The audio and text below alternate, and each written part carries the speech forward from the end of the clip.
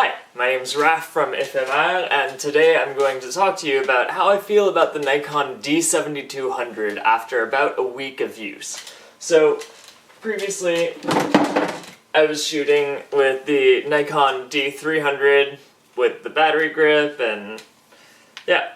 And there's a few things I've gotten used to over the years, because I've had this thing for almost 10 years. And they primarily have to do with the button layout and the ease of accessing certain controls while shooting. So with the D300, I could easily switch modes from aperture priority to shutter priority to program to manual while looking through the viewfinder with the mode button right here. I've always found that very convenient. It's not something that I necessarily need on a regular basis, but when I do, it's just great to be able to say, oh, actually, in this case, I'm not getting the settings that I want, so I want to switch to manual. And I can quickly say, no, I want to change the aperture, and I'm going to move the shutter speed down a little bit. That's always been super convenient for me. I've also learned to use the ISO button and the white balance button fairly intuitively without having to pick up and look at the camera. That's a little different with the Nikon D7200. It's a lot harder to switch modes because the modes are up here on this dial, so there's not like a mode button that you can then switch through using the dials with your right hand. There's also no indicator when you're looking through the viewfinder of what mode you're in, so when you switch, you just see the shutter speed and aperture values switch, but there's nothing saying, oh, you're in aperture priority, or you're in shutter priority, or you're in manual or program. And so what that means is if you're trying to change modes without looking, without picking up the camera and looking at it, then you can't really. You have to look down at the camera and start switching modes like that, which is not always convenient.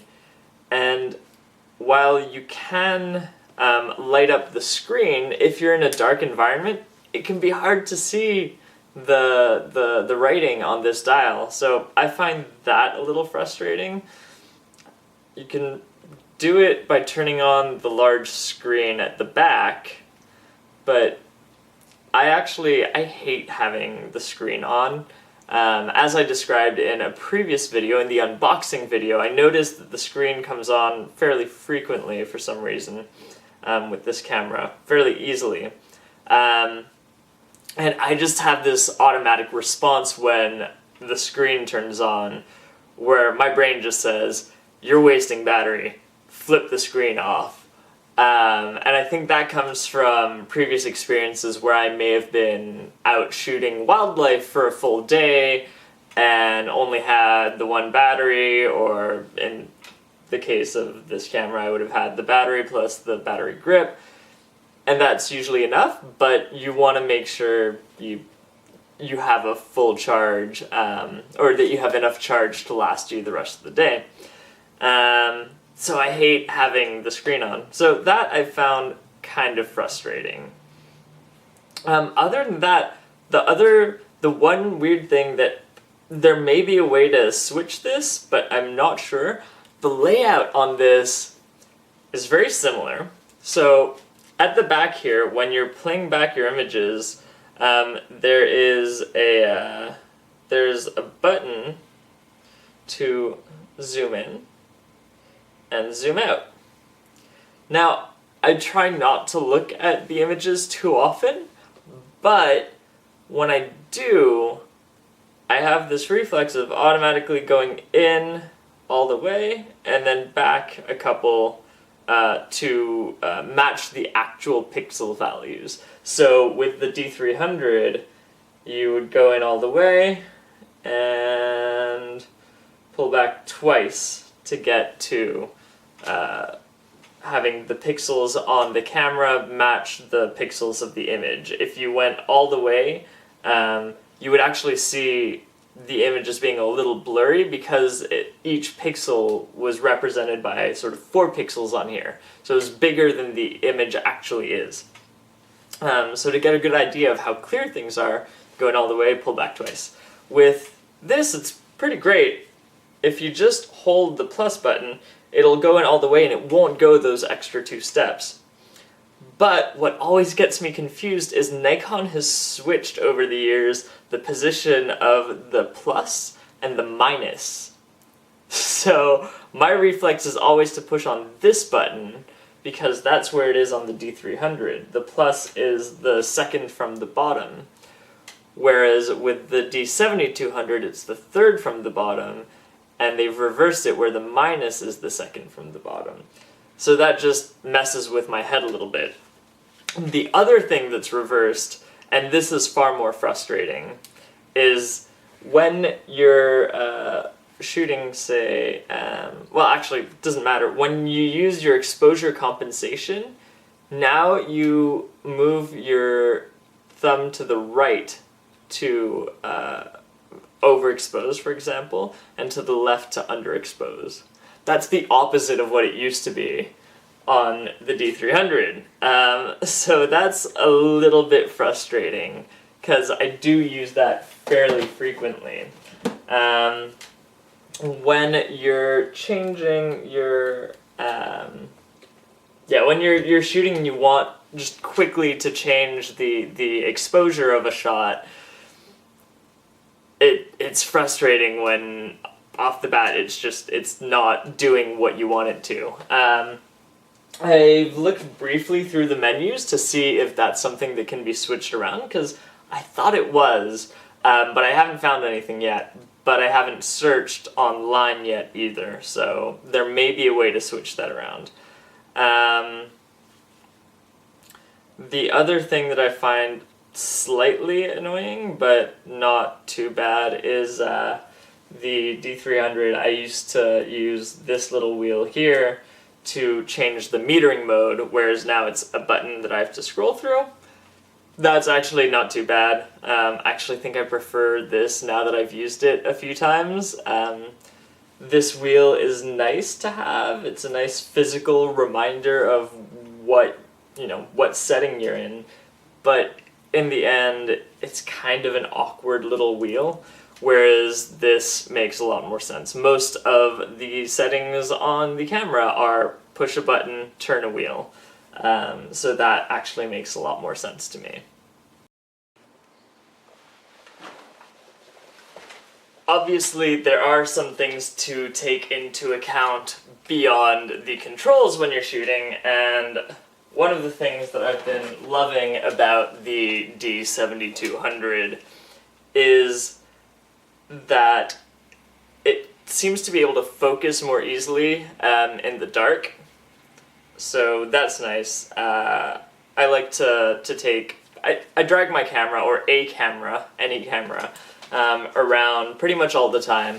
And when I walk back home from downtown Vancouver, often that's in the dark, and there's some pretty cool shots to be taken sometimes. And this thing focuses nice and fast and pretty accurately. Though I have found that there's times where I'm trying to focus on something, and this is irrelevant of to the point about it focusing in the dark. Just in general, focusing with this camera is great. But I have found that there are times where I'm trying to focus on something, and I've got it right on the focus point that I'm using in the camera, but it focuses on something sort of just out of that point. So I don't know if that's just me having to get used to the way this camera works, or what's going on there, but just some stuff that I feel like I could have shot with the D300 pretty easily without having to think about it, whereas with this, I'm still needing to think like, okay, I should move the focus point a little higher or a little to the left or whatever to make sure that I get the object that I want in focus. The other thing, especially with respect to low light situations, that I've really been enjoying with this is, so it's got twice the resolution, right? So this is a 24 megapixel sensor, this is a 12 megapixel sensor. And the noise you get at the pixel level is pretty similar. But what that means is if you crunch a 24 megapixel image down to 12 megapixels, it's a lot smoother, right? So when you look at them one-to-one, the noise at, say, 1600 ISO looks pretty similar, but because that's at the pixel level and this is a lot more pixels, when you crunch it down, it's a lot smoother with this. So what I've been able to do is shoot some shots at night, for example, that I normally wouldn't have been able to get with this thing. And I've been able to get them handheld, whereas I may have wanted a tripod with this one. And the other thing that's been interesting in terms of my habits while I shoot with this is that I never really trusted the sort of ISO, the automatic ISO with this camera. And I think I had it set into my custom menu, ISO sensitivity auto control is there in my custom menu, and I did use it a while at first, like first few years when I got this camera, and then I realized that it's frustrating because the noise at the high ISO is just not nice. Whereas with this one, I actually fairly frequently move into the automatic ISO mode.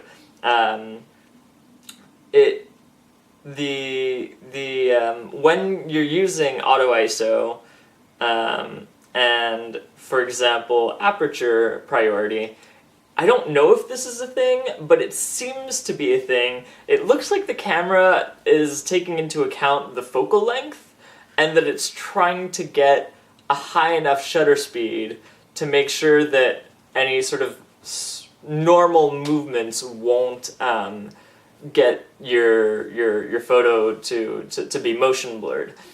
So for example, with 50 millimeter, it seems to automatically, so if it's 50 millimeters and I've got this set to aperture like 1.4 at night, it will, and it's quite dark and I've got ISO auto, it seems to try to adjust the ISO and the shutter speed so that the shutter speed is sort of above 1/80th of a second approximately.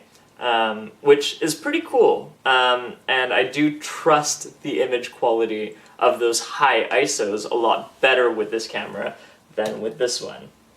So that is nice. I'll go through some of the images that I shot now. Okay, so I have a bunch of images here, all taken with the Nikon D7200. And honestly, there's not a whole lot to say about this. The experience of shooting is pretty similar as with the D300. The image quality is different, and I'll talk a little bit about that. But yeah, there's not a whole lot to say just yet. So dynamic range-wise, I think there's a little bit more from the D7200. I feel like I can pull in a little bit more lights, pull out more detail from the darks, which is nice. But here are the three things that I did notice as far as my images when they came out, and check them out on the computer. Let's start with this one. So this was shot with my Tokina 11-16 millimeter 2.8, which is one of my favorite lenses. It can be kind of hard to shoot with because it's so easy to just like lose detail, like just lose your subject with that wide field of view. But it can be nice for certain kind of landscapes, certain cityscapes, and certain other situations. So this lens has always been a little bit soft around the edges depending on the aperture and the focal length. On a 12 megapixel sensor, you could see that as sort of softness around the edges. Like you can see that here and here. But with a 24 megapixel sensor, when you zoom in, this just looks wildly out of focus. Like it just looks bad, which is kind of funny because it wouldn't have seemed quite that way with the D300 on the 12 megapixel sensor. Um, I'm still gonna get this one printed. I like it a lot. I love the way the clouds came out, and I just like the image a lot. And even these out of focus bits, I like the way the lights look. I think that's kind of fun. But having this boost in resolution really does emphasize the problems with the image quality out of the lens when you look at stuff like this. So be aware of that if you're going to get a camera that has a significantly higher resolution than a previous camera. You might see a lot more problems that didn't seem quite as bad on a lower resolution sensor. So that's the first thing. The second thing has to do with focusing, actually. So not so much image quality, but what you get out of the camera. So I was trying to shoot this image of my partner, Kristen, and I couldn't get her in focus. Like the boots look kind of in focus, but you can see her face is out of focus. And I tried a few times to get this shot, and it just wouldn't work. And I made sure that the settings were right. I had the camera in AFS. At first, I thought maybe I was in AFC, but no, it was an AFS, and it was, I tried focusing on the rocks underneath her, on her face, on her jacket. It just, for some reason, I couldn't get it to focus right. And I don't think I ever ran into that problem with the D300. So I'm wondering if it's just something about like positioning the focus points, just getting used to the camera, or what. I'm not entirely sure, but that was a little frustrating. The third thing is panoramas. So this is something that I like to do. I know it's not for everyone. I love stitching together just huge panoramas. I do them sort of in the hopes that someday I'll have the space and the money to print out huge versions of these photos. At the moment, I do not. What's nice with the D7200 as opposed to the D300 is I can get similar panoramas with fewer shots. So this thing was probably, I think it was about like 5 or 6 images. With the D300, I probably would have needed a longer lens and maybe twice the images, just considering the overlaps and stuff. So maybe 10 images out of the D300. It only took 5 out of the 7200 with a shorter lens. And yeah, you can see that the images are nice and sharp. This was shot with the Nikon 50mm 1.4, and I think it was shot wide open, so it was pretty nice image quality for that. Yeah, so 50mm 1.4, 320th of a second at ISO 100. Yeah, so I'm quite happy with those images. And it's a lot easier to stitch together 5 images than 10 images. So that is nice. Yeah, those are the only things I have to say about shooting and the image quality with this thing so far. but it's been quite pleasant shooting with it. It's not too different from the D300, and I like the extra megapixels, and the image quality at high ISOs is nice too. So thanks for watching.